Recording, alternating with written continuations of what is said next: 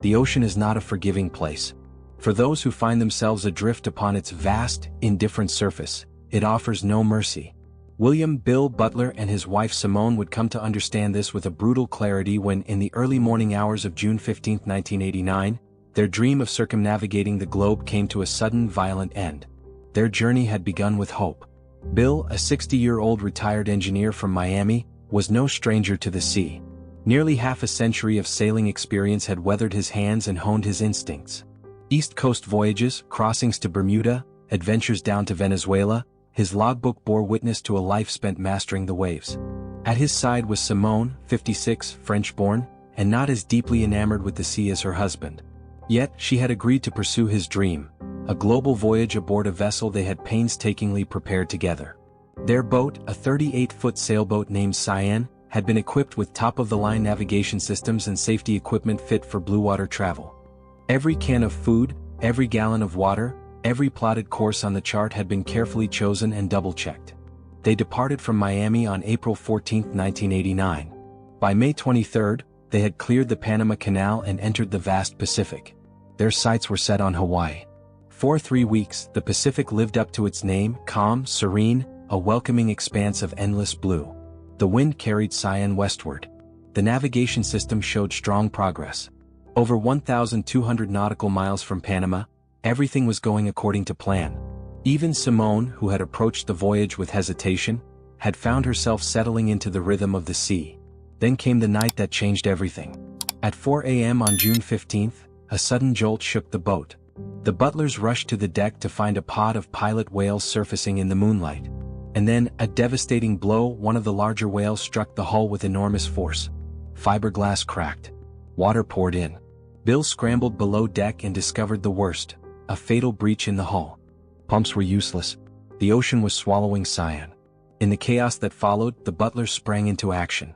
Emergency calls were made, none answered. Simone was instructed to ready the life raft. With precious minutes ticking away, they salvaged what they could: canned food, 10 gallons of fresh water, fishing line and hooks, a compass, a knife, a flashlight, even Simone's prayer cards and a small Sony Walkman. 3 emergency flares. A repair kit for the raft. And with that, they abandoned ship. Cyan's decks disappeared beneath the waves, and their new world, a 6-foot inflatable raft, became their only reality. At dawn, the sun rose on nothing but water. They were 1,200 nautical miles west-southwest of Panama. No land in sight. No other vessels. Just the ceaseless rise and fall of the ocean. The first days were filled with hope and careful discipline. Tiny rations of food were distributed with care. Water was sipped, never gulped. Rainwater was caught and stored. The manual purifier was used sparingly, its operation exhausting but vital. Every day brought the possibility of rescue. Ships appeared on the horizon only to drift out of reach. They waved, screamed, signaled with mirrors. Once, a massive cargo ship passed so close, they could see the steel of its hull towering above them. A flare was fired. Nothing. The ship vanished, and the vastness of the Pacific remained unbroken. Nights were terrifying. Sharks began circling. Small reef sharks, their rough skin brushing the bottom of the raft, announced themselves by bumping the inflatable floor. There was no rest. Kicking at the water became a nightly ritual of desperation. Would the raft hold? Would it deflate? Every sunrise was a silent celebration. As the days passed, a routine took hold. Fishing lines were cast. Without bait, little was caught. The raft developed a leak that needed regular attention. The radio offered the distant comfort of AM signals, Texas, Guatemala, Panama, proof that civilization still existed somewhere. Then came the inevitable. By the 4th week, the food was gone. Hunger gnawed at their strength. But on the 30th day, salvation came in the form of a sea turtle. Drawn perhaps by the raft's shadow, it surfaced nearby. Bill, summoning every ounce of energy, lunged forward and pulled it aboard. It was a brutal moment, but survival demanded it. The turtle was killed humanely. Its flesh, eaten raw, was oily and tough but life-saving. Strips were cut to serve as bait. It worked. Triggerfish began to gather under the raft. Bill caught about 2 pounds a day. He ate the bulk of the catch to preserve his strength. Simone forced down small bites, pretending it was chicken to calm her stomach. It was survival, one bite at a time. Water remained manageable. Rain came frequently enough and the purifier filled in the gaps. But the ocean wore them down in other ways. The The sun cracked their lips and blistered their skin. Salt water caused open sores on legs, backs, buttocks, anywhere contact was prolonged. Clothes stayed damp, torn, and offered little protection. Exposure became a constant threat. Then came the storms. By the 5th and 6th weeks, powerful gales turned the raft into a spinning cork. 20-foot waves towered overhead. Rain hammered relentlessly. Lightning split the skies. Simone grew violently seasick, drifting in and out of consciousness. Bill roused her again and again, demanding she eat just enough to stay alive. There was no warmth, no dryness, no moment of peace. And still the sharks remained. By now, the raft had developed its own ecosystem. Small fish clustered beneath it, using the shade as shelter. Larger predators, the sharks, patrolled constantly. Waiting. Watching. Every splash, every movement drew them in closer. When night fell upon the endless ocean, it brought with it more than darkness, it summoned predators. The kind that thrived in the absence of light. As the raft bobbed helplessly in the ink-black water, large shadows gathered below, emboldened by the concealment the night provided. The sharks, relentless and curious, rammed the raft with their snouts. Their muscular tails thumped the floor beneath the couple like warning drums. Sometimes the jolt would startle the butlers awake from their brief and shallow sleep. There was no rest, only vigilance. One night, a shark bit through a rubberized weight bag hanging beneath the raft, dragging it away into the void.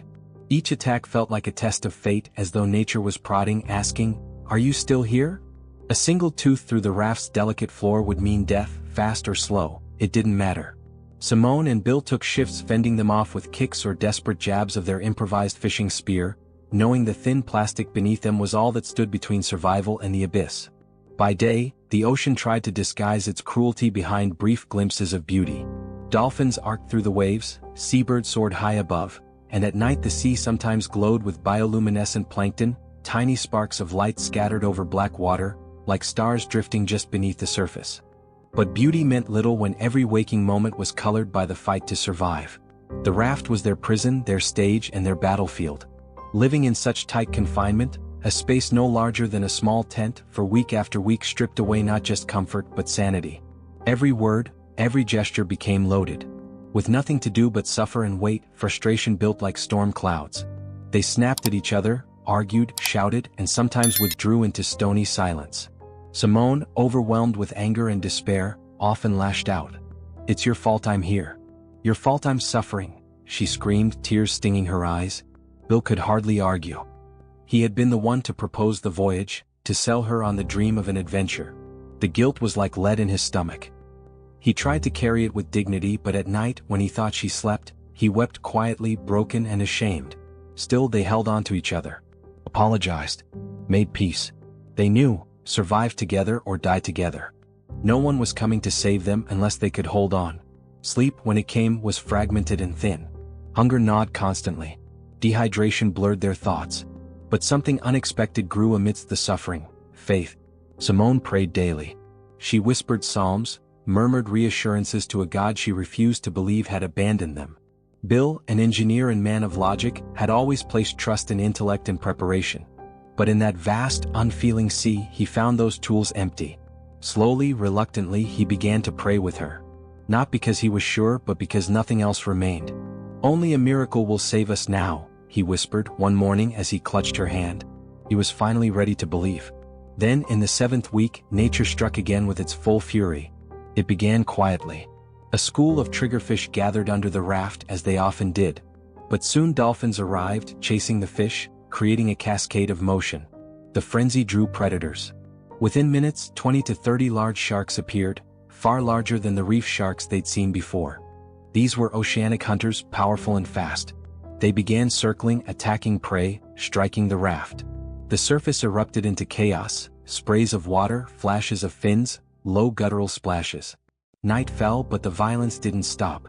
Around 3 a.m., something, either a massive shark or panicked dolphin, became entangled in the raft's weight bag. It thrashed wildly, tearing a 2-inch gash in the raft's inflatable tube. A fatal wound. Air hissed out. Seawater surged in. The raft dipped lower. Blind in darkness, the butlers scrambled, their hands searching for the tear, their minds racing. They couldn't see. They could only feel. Salt water filled the raft, soaking their weakened bodies, chilling them to the bone. With no light and no tools, they did the only thing they could: scoop. 4 hours they bailed water with a plastic bowl, swapping turns, teeth chattering, eyes wide with terror. They could feel the raft slipping away from them. At first light they finally saw the damage. Bill patched it with their repair kit, hands shaking, mind foggy with exhaustion. It worked, but barely. A slow leak remained. They would now have to bail water constantly or the raft would sink. Worse, the damage had unbalanced the raft.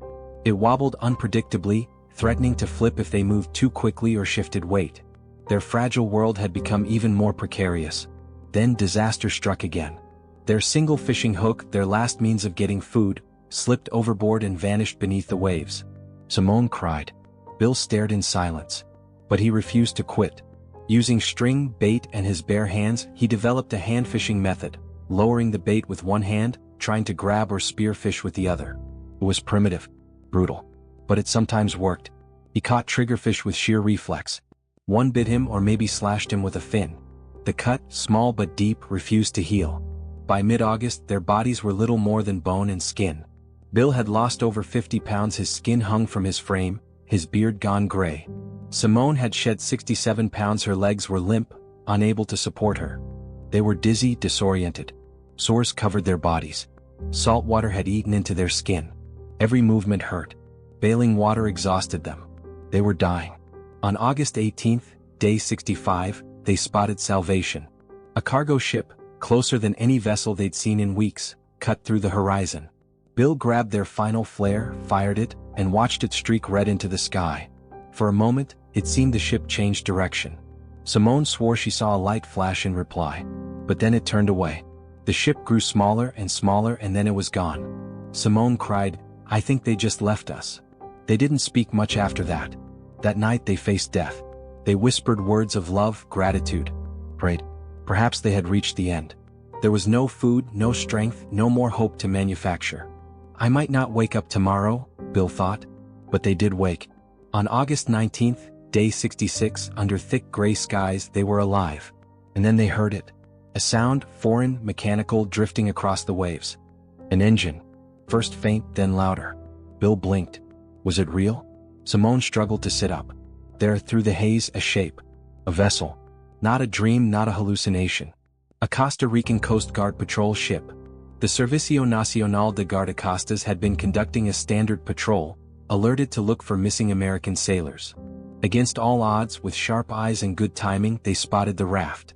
Simone and Bill waved weakly, lifting a corner of their cover. Shouts rang out in Spanish and English. "You've been found." The Butlers broke down. They clung to each other, sobbing, unable to stand. Coast Guards carried their skeletal frames onto the ship. They had drifted 1,000 miles in 66 days, looping westward into the Pacific before being carried by currents back toward Central America. The GPS marked their rescue just 13 miles off Costa Rica's coast, near the town of Golfito. Doctors in the Golfito hospital diagnosed severe dehydration, protein loss, muscle wasting, salt sores, and sun damage. And yet, miraculously, their organs still functioned. They were alive. Simone required a wheelchair and 4 fluids.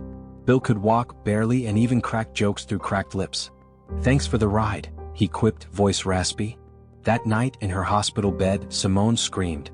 A nightmare, reliving the raft, the fear. Nurses calmed her. "You're safe now," they whispered. On August 26th, the Butlers flew back to Miami. At the airport, Simone stood, barely, and embraced her children and held her newborn granddaughter for the first time. Bill walked on his own, gaunt but smiling, waving off reporters with a dry, "We made it." For 66 days they had stared death in the face. They had faced storms, sharks, starvation, madness, and each other. And they had survived. Bill later said, "We couldn't have made it another 3 days. Maybe not even 1. Something saved us. Maybe it was faith. Maybe it was love. Maybe it was a miracle. Maybe it was all 3. If this extraordinary survival story moved you, don't forget to like the video, subscribe to the channel, and share your thoughts in the comments. See you in the next story.